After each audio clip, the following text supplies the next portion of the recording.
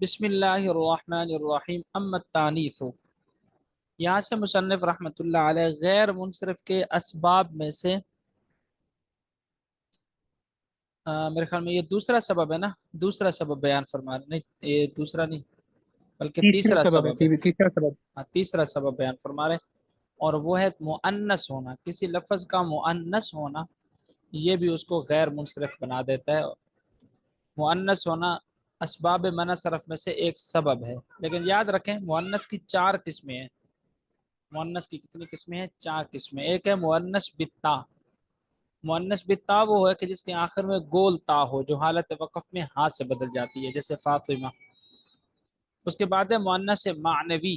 مؤنث معنوی وہ ہے کہ جس کے آخر میں مؤنث کی علامات میں سے کوئی علامت تو موجود نہ ہو، لیکن وہ لفظ وضع مؤنث کے لیے کیا گیا ہو، جیسے عورتوں کے نام ہوتے ہیں، زینب ہے، بشرا ہے، ہند ہے، مثال کے طور پر۔ اور تیسری قسم ہے مؤنث بالالف المقصورہ، یعنی وہ مؤنث کے جس کے آخر میں الف مقصورہ ہو۔ الف مقصورہ ہو مطلب ایسا الف ہو اس کے آخر میں کہ جس کے بعد حمزہ نہ ہو۔ اور نمبر چار مؤنث بالالف الممدودہ، یعنی مؤنث کا وہ لفظ جس کے آخر میں الف ممدودہ ہو، یعنی ایسا الف جس کے بعد حمزہ بھی ہو۔ اب مؤنث بالتا کی مثال جیسے فاطمہ، مؤنث معنوی کی مثال جیسے زینب، مؤنث بالالف المقصورہ کی مثال جیسے حبلہ، مؤنث بالالف الممدودہ کی مثال جیسے حمرا۔ سب سے پہلے جو ہے مؤنث بالتا ہے، یعنی وہ مؤنث جس کے آخر میں گولتا ہو۔ یہ غیر منصرف کا سبب تو ہے، لیکن ایک شرط کے ساتھ۔ وہ شرط یہ ہے کہ ایسا لفظ جس کے آخر میں تانیث ہو، تانیث کی تا ہو، اس کے لیے ضروری ہے کہ وہ علم بھی ہو، اس کے لیے ضروری ہے کہ وہ علم بھی ہو، جیسے طلحہ۔ اگر علم نہیں ہوگا تو پھر وہ غیر منصرف نہیں ہوگا، اگر وہ علم نہیں ہوگا تو پھر وہ غیر منصرف نہیں ہوگا۔ نمبر دو مؤنث معنوی۔ مؤنث معنوی کے غیر منصرف کا سبب بننے کے لیے شرط یہ ہے کہ وہ لفظ چار حرفوں سے زائد ہو، جیسے زینب۔ اب یہ چار حرفوں سے زائد ہے، اور اگر وہ چار حرفوں سے کم ہو، تین حرفی ہو، تو پھر اس کے لیے ضروری ہوگا کہ اس کے درمیان کا حرف متحرک ہو۔ اس کے درمیان کا حرف کیا ہو؟ متحرک۔ جیسے اس کی مثال ہے سکر، سکر۔ اور تیسرا یہ کہ اگر وہ لفظ ایسا ہے کہ وہ چار حرفوں سے بھی کم ہے، تین حرفی ہے، اور اس کے درمیان والا حرف بھی ساکن ہے، تو پھر اس کے غیر منصرف کا سبب بننے کے لیے ضروری ہے کہ وہ عجمی لفظ ہو۔ اگر وہ عجمی لفظ نہیں ہوگا تو پھر وہ غیر منصرف کا سبب بھی نہیں بنے گا۔ اور اس کے بعد آ جاتا ہے تانیث بالالف المقصورہ اور تانیث بالالف الممدودہ۔ تانیث کی یہ جو قسم ہے یہ ایک سبب قائم مقام دو کے ہے، یہ ایک سبب قائم مقام دو کے ہے، یعنی ایک سبب بھی جہاں پایا جائے گا تانیث بالالف المقصورہ اور تانیث بالالف الممدودہ، وہاں آپ کو دوسرا سبب تلاش کرنے کی ضرورت نہیں ہے، کیونکہ ایک تو یہ تانیث ہے اور دوسرا لزوم تانیث ہے۔ ایک تو تانیث ہے اور دوسرا کیا ہے؟ لزوم تانیث، یعنی مؤنث ہونے کو یہ لازم ہے۔ تانیث بالالف الممدودہ اور تانیث بالالف المقصورہ یہ مؤنث ہونے کو کیا ہے؟ لازم ہے۔ اب اس کا ترجمہ دیکھیں۔ اما تانیث، بہرحال تانیث بالتا، فشرط ہو، اس کے لیے شرط یہ ہے کہ اچھا سب سے پہلے اس کو یاد کرنے کا طریقہ بھی دیکھ رہے ہیں۔ یہ جہاں وضاحت آ رہی ہے نا کہ تانیث مؤنث ہونا یہ غیر منصرف کا سبب ہے، آپ اس کو یاد کیسے کریں گے؟ سب سے پہلے آپ دیکھیں گے کہ مؤنث کی اقسام کتنی آپ نے پڑھی ہیں۔ تو مؤنث کی آپ نے چار اقسام پڑھی۔ نمبر ایک مؤنث بالتا، نمبر دو مؤنث معنوی، نمبر تین مؤنث بالالف المقصورہ، اور نمبر چار مؤنث بالالف الممدودہ۔ یہ سب یاد کر کے پھر آپ نے یاد رکھنا ہوگا کہ مؤنث بالتا وہ لفظ جو مؤنث ہو اور اس کے آخر میں گولتا ہو، اس کے غیر منصرف کا سبب بننے کے لیے شرط یہ ہے کہ وہ علم ہو، جیسے طلحہ۔ اب یہ مؤنث بھی ہے طلحہ، یہ نظر آ رہا ہے آپ کو، مؤنث ہے، اگرچہ مذکر کے لیے بولا جاتا ہے لیکن لفظی اعتبار سے یہ مؤنث ہے، کیونکہ اس کے آخر میں علامت تانیث موجود ہے۔ طلحہ علامت تانیث اس کے آخر میں کیا ہے؟ موجود ہے۔ اور دوسرا یہ نام بھی ہے، علم ہے۔ اور دوسرا ہے تانیث معنوی۔ تانیث معنوی بھی غیر منصرف کا سبب ہوتی ہے، لیکن اس شرط کے ساتھ کہ وہ چار حرفی لفظ ہو یا چار حرفوں سے زائد ہو۔ اگر وہ 3 حرفی ہو تو پھر اس کے لیے ضروری ہے کہ درمیان کا حرف بھی متحرک ہو، جیسے سقر. اور اگر درمیان کا حرف بھی ساکن ہے بھی وہ 3 حرفی، تو پھر اس کے لیے ضروری ہے کہ وہ عجمی لفظ ہو، جیسے ماہ اور جور. جیسے ماہ اور جور. ماہ اور جور نیچے لکھا ہوا ہے حاشیے کے اندر کہ یہ کسی بستی کا نام ہے. ماہ اور جور یہ بستی کا کیا ہے؟ نام ہے اور عجمی لفظ ہے. اور اس کی ایک تانیث مثال جہنم میں بنتی ہے سر جی. جہنم. ہوں. جہنم تو 3 حرفوں سے زیادہ ہے نا. ہاں لیکن نجمہ ہے نا، جی ہے عجمہ. تو یہ سبب اس میں ہوا نا مانوی. اب پھر تو وہ اس میں ضرورت ہی نہیں ہے نا، وہ تو 3 4 حرفوں سے 3 حرفوں سے زائد ہے. مؤنث سے معنوی ہونے کی وجہ سے وہ غیر منصرف ہو جائے گا. اگر 4 حرفوں سے کم ہے تو پھر یہ شرط ہمیں ڈھونڈنی پڑیں گی، درمیان کا حرف متحرک ہو. اگر درمیان کا متحرک نہیں ہے تو پھر اس کے لیے ضروری ہوگا کہ وہ عجمی لفظ ہو. اما تانیس ہو، بہرحال تانیس بتا جو مؤنث بتا ہے فشرط ہو، اس کے لیے شرط یہ ہے. کس چیز کی شرط؟ غیر منصرف کا سبب بننے کی شرط.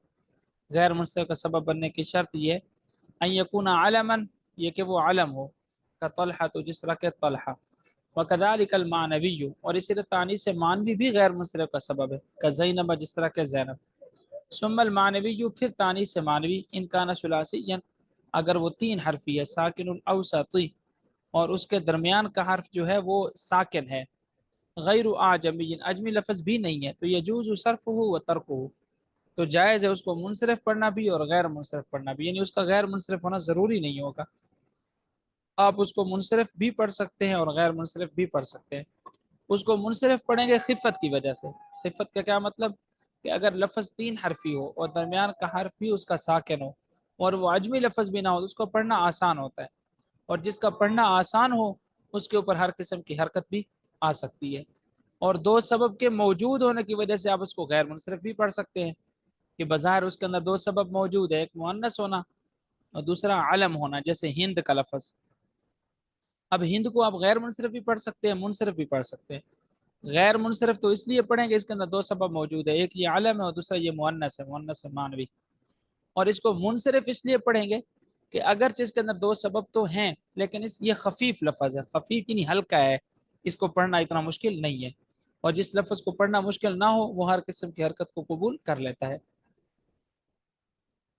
یجوز صرف ہو، جائز ہے اس کو منصرف پڑھنا، و ترک ہو، اور اس کو غیر منصرف پڑھنا، لاجل الخفت، خفت کے وجہ سے، ووجود السببین، اور 2 سببوں کے موجود ہونے کی وجہ سے، کا ہند جس طرح کہ ہند کا لفظ.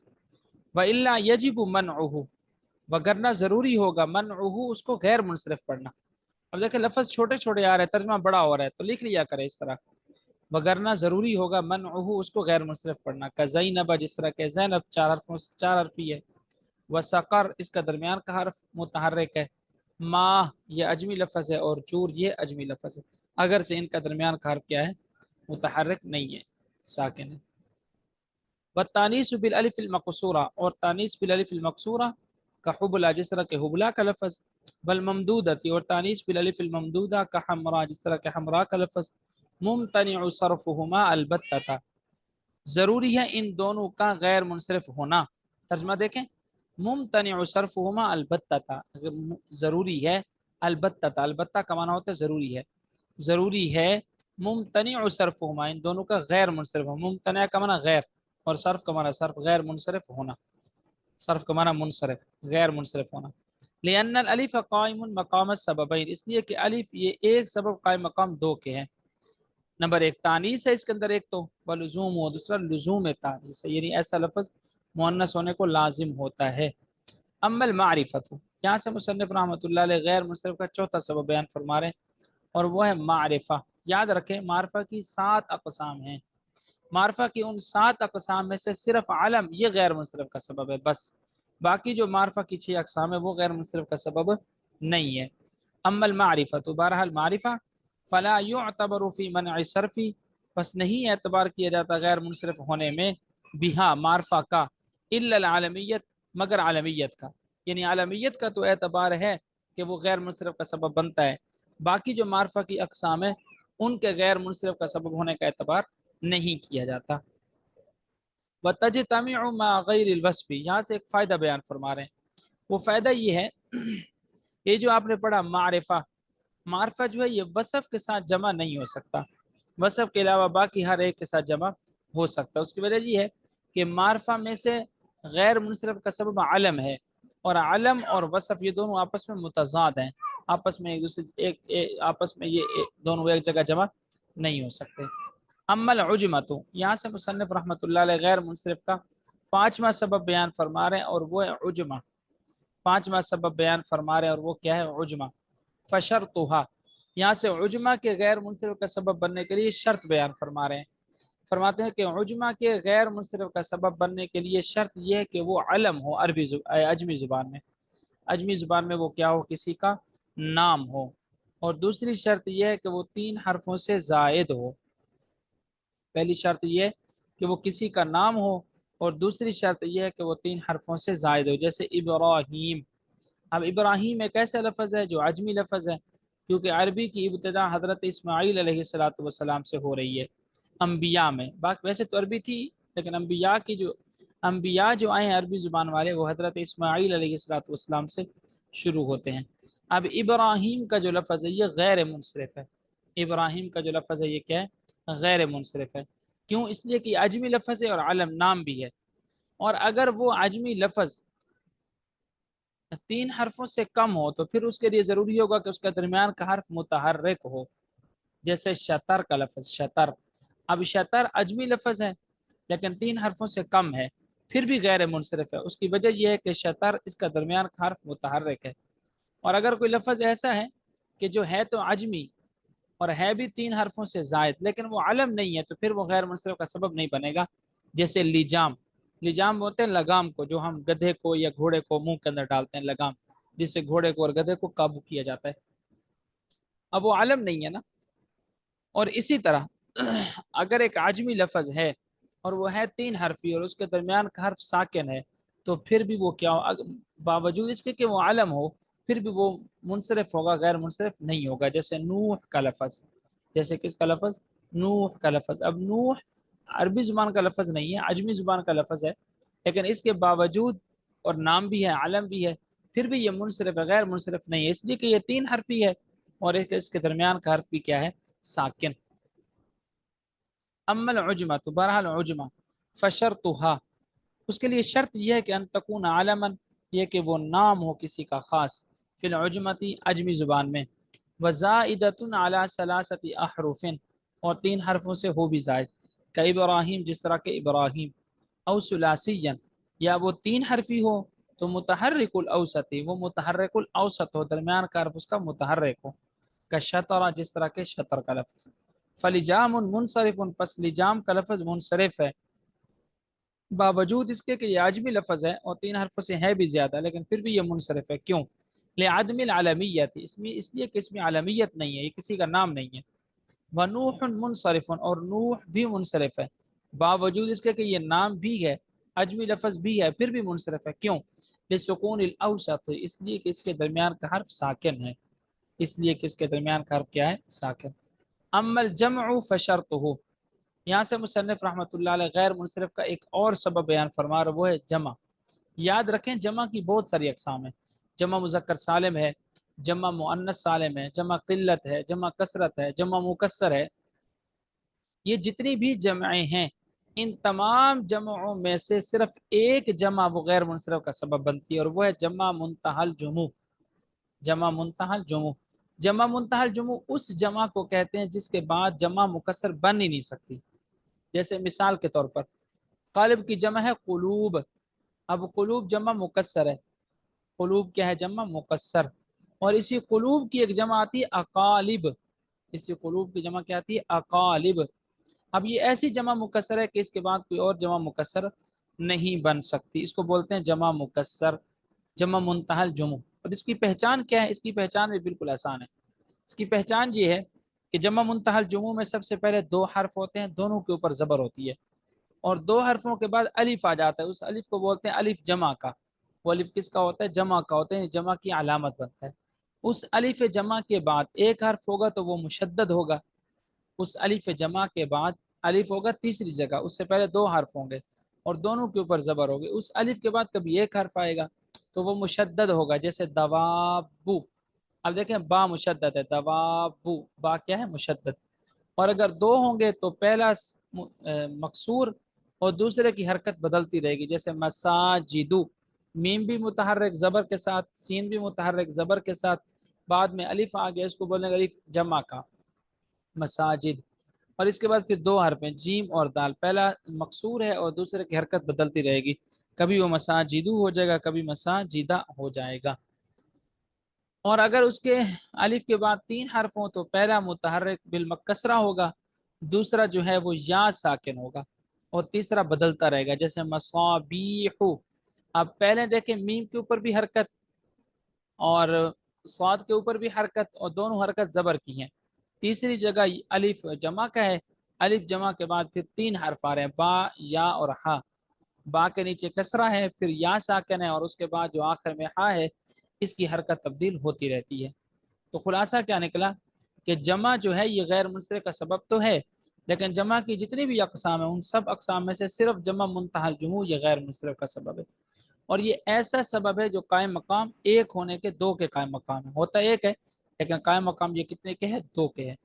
اما الجمع، بہرحال جمع، فشرطہ، اس کے لیے شرط یہ ہے یکون، یہ کہ ہو علی صیغۃ منتہی الجموع، منتہی الجموع کے وزن پر، وہ اور وہ یہ ہوتا ہے کہ یکون بعد الف جمعی، کہ الف جمع کے بعد حرفان دو حرف ہوں، کا مساجد جس طرح کے مساجد، او حرف مشدد یا ایک حرف ہو، مثال کے طور پر دواب، او ثلاثت احرف یا تین حرف ہوں، اوسطها ساکن، ان تین حرفوں میں سے جو درمیان کا ہوگا وہ ساکن ہوگا، درمیان میں کیا آئے گا؟ یا۔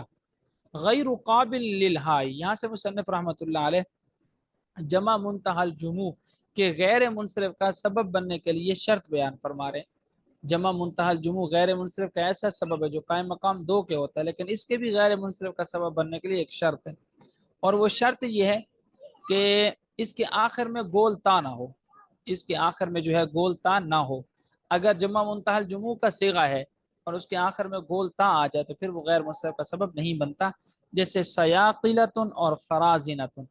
اب سیاقلہ دیکھیں بالکل مساجدہ کے وزن پر ہے، فرازنہ یہ بھی مساجدہ کے وزن پر ہے، لیکن پھر بھی یہ غیر منصرف نہیں ہے کیونکہ اس کے آخر میں گول تا آئی ہوئی ہے۔ جب جمع منتہی الجموع کے آخر میں گول تا آ جائے تو وہ غیر منصرف کا سبب نہیں بنتا، اس لیے کہ یہاں جمع منتہی الجموع تو یہ اگرچہ ہیں لیکن ان کی شکل و صورت واحد کے ساتھ ملتی ہے، تو واحد کے ساتھ مشابہت کی وجہ سے ان کو جمع منتہی الجموع ہونے کے باوجود غیر منصرف سے نکال دیا جاتا ہے۔ اچھا جی، غیر قابل للہائی، جمع منتہی الجموع قبول نہ کرے ہا کو، ہاں سے مراد بولتا ہے جو حالت وقف میں ہاں سے بدل جاتی ہے، کا مصابیح جس طرح کے مصابیح، فسیاقلۃ و فرازنۃ، سیاقلہ کا لفظ اور فرازنہ کا لفظ منصرفون، یہ منصرف ہیں، یہ کیا ہیں؟ منصرف ہیں۔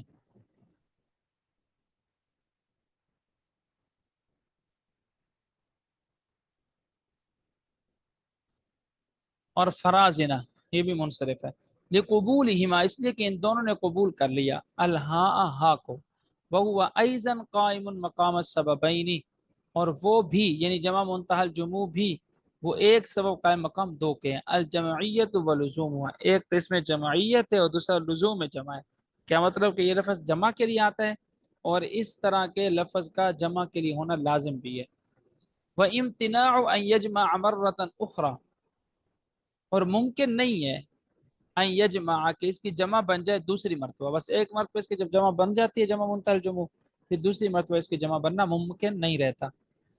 جمع التکسیر، جمع تکسیر پھر نہیں بن سکتی اس کی، فکأنہ پس گویا کہ جمع مرتين، اس کو جمع کیا گیا دو مرتبہ، یعنی اس کے اندر ایسا ہوتا ہے کہ جمع مکسر جو ہے، جمع مکسر جب ایک دفعہ آپ بناتے ہیں تو دوسری دفعہ بھی بنانا اس کے لیے ممکن ہوتا ہے، دوسری جمع بنانا بھی کیا ہوتا ہے؟ ممکن ہوتا ہے، یعنی ایک لفظ کی دو جمع ہو سکتی ہیں جمع مکسر، لیکن جب جمع مکسر جمع منتہی الجموع بن جائے تو پھر اس کے بعد کوئی اور جمع بن ہی نہیں سکتی، جیسے مساجد مسجد کی جمع ہے، اب یہ مسجد کی ایسی جمع ہے کہ اس کے بعد دوسری کوئی اور جمع نہیں بن سکتی۔ اسی طرح دواب، یہ دابت ان کی جمع ہے، یہ ایسی جمع ہے کہ ایک تو اس کا جمع کے لیے ہونا لازم ہے، اہل لغت نے اس کو جمع کے لیے ہی وضع کیا، اور ایسی جمع کہ اس کے بعد دوبارہ کوئی اور جمع آپ نہیں بنا سکتے، اس کے بعد کوئی اور جمع آپ نہیں بنا سکتے۔ اچھا جی،